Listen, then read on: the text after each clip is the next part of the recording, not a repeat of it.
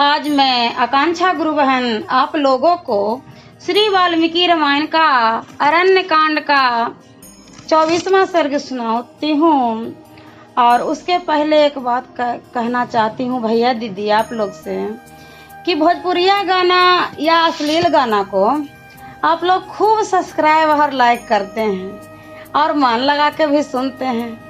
तो भैया दीदी लोग वो सब गाने सुनकर इंटरटेनमेंट कीजिए और भक्ति में भी मन लगाइए, क्योंकि भक्ति कीजिएगा तभी तो आपके अंदर शक्ति आएगी, और शक्ति आएगी तब ना मनोरंजन कीजिएगा, इंटरटेनमेंट कीजिएगा। शक्ति रहेगी ही नहीं आपके अंदर तो एंजॉय कैसे कीजिएगा। और शक्ति पाने के लिए तो भक्ति करनी ही पड़ेगी। तो भैया दीदी लोग सुनिए वाल्मीकि रामायण के पूरे कथा और सब्सक्राइब लाइक करना नहीं भूलिएगा, ये मेरी प्रार्थना है। तो सुनिए अरण्य कांड का 24वां सर्ग, जिसमें श्री राम का तत्कालिक शकुनों द्वारा राक्षसों के विनाश और अपनी विजय की संभावना करके सीता सहित लक्ष्मण को पर्वत की गुफा में भेजना और युद्ध के लिए उद्यत होना। प्रचंड पराक्रमी खर जब श्री राम के आश्रम की ओर चला, तब भाई सहित श्री राम ने भी उन्हीं उत्पात सूचक लक्ष्मणों को देखा। प्रजा के अहित की सूचना देने वाले उन महाभयंकर उत्पातों को देखकर श्री रामचंद्र जी राक्षसों के उपद्रव का विचार करके अत्यंत अमरस में भर गए और लक्ष्मण से इस प्रकार बोले, महाबाहो, ये जो बड़े बड़े उत्पात प्रकट हो रहे हैं इनकी ओर दृष्टिपात करो। समस्त भूतों के संहार की सूचना देने वाले ये महान उत्पात इस समय इन सारे राक्षसों को संहार करने के लिए उत्पन्न हुए हैं। आकाश में जो गधों के समान धूसर वर्ण वाले बादल इधर उधर विचर रहे हैं, ये प्रचंड गर्जना करते हुए खून की धाराएं बरसा रहे हैं। युद्ध कुशल लक्ष्मण, मेरे सारे वान उत्पात बस उठने वाले धूम से संबंध हो युद्ध के लिए मानो आनंदित हो रहे हैं, तथा जिनके पृष्ठ भाग में सुवर्ण मढ़ा हुआ है वे मेरे धनुष भी प्रत्यंचा से जुट जाने के लिए स्वयं ही चेष्टाशील जान पड़ते हैं। यहाँ जैसे जैसे वनचारी पक्षी बोल रहे हैं उनसे हमारे लिए भविष्य में अभय की और राक्षसों के लिए प्राण संकट की प्राण सूचित हो रही है। मेरी यह दाहिनी भुजा बारंबार फड़क कर इस बात की सूचना देती है कि कुछ ही देर में बहुत बड़ा युद्ध होगा, इसमें संशय नहीं। सूरवीर लक्ष्मण, परंतु निकट भविष्य में ही हमारी विजय और शत्रु की पराजय होगी, क्योंकि तुम्हारा मुख कांतिमान एवं प्रसन्न दिखलाई दे रहा है। लक्ष्मण, युद्ध के लिए युद्धत होने पर जिनका मुख प्रभा हीन यानी उदास हो जाता है उनकी आयु नष्ट हो जाती है।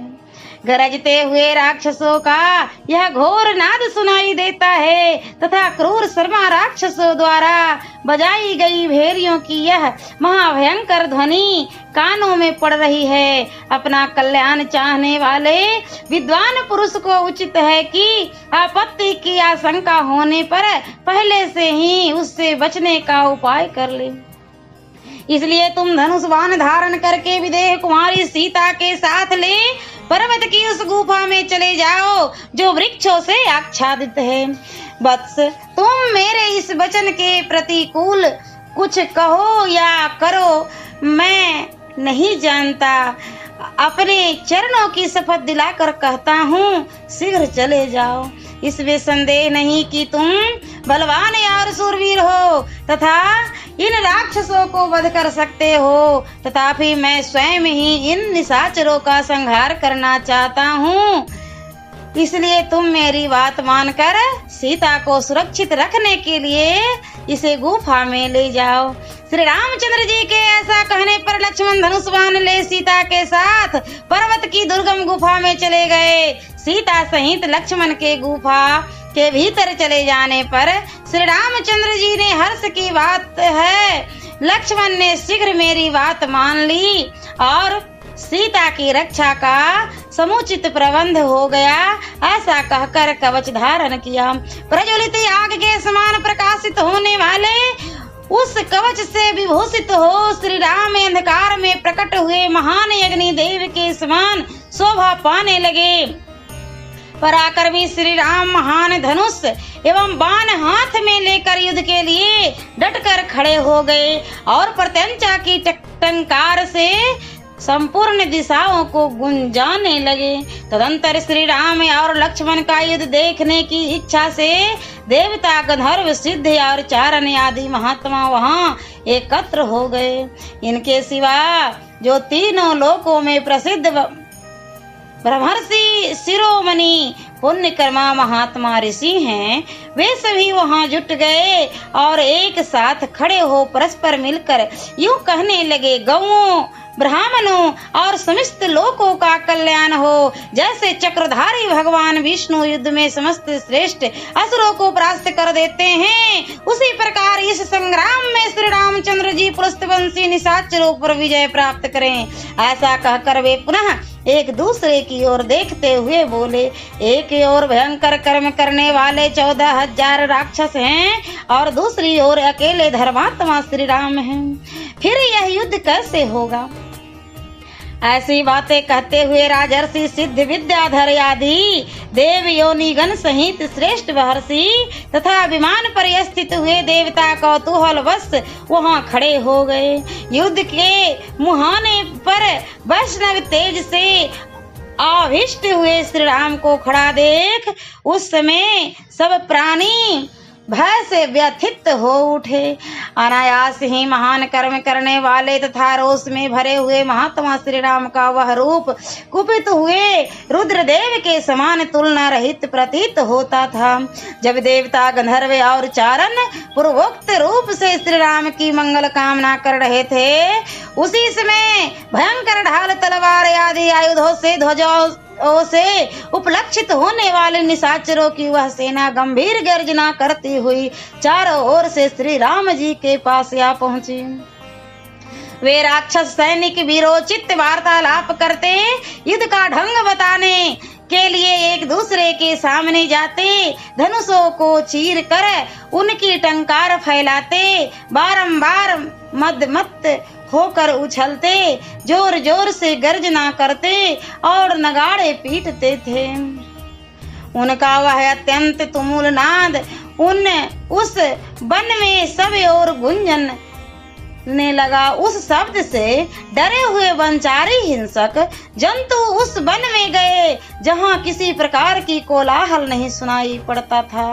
वे वन जंतु भय के मारे पीछे फिर कर देखते भी नहीं थे। वह सेना बड़े वेग से श्री राम की ओर चली।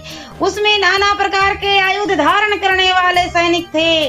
वह समुद्र के समान गंभीर दिखाई देती थी। युद्ध कला के विद्वान श्री रामचंद्र जी ने भी चारों ओर दृष्टिपात करते हुए खर की सेना का निरीक्षण किया और वे युद्ध के लिए उसके सामने बढ़ गए।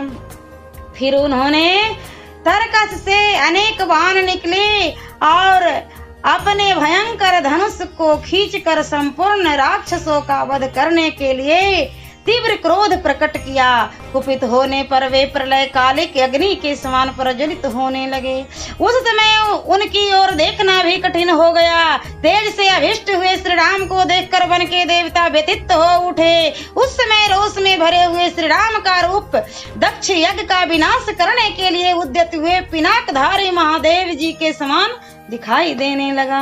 धनुषों, आभूषणों, रथों और अग्नि के समान कांति वाले चमकीले कवचों से युक्त वह 50 की सेना सूर्योदय काल में नीले मेघों के घटा के समान प्रतीत होती थी। सियावरे रामचंद्र की जय।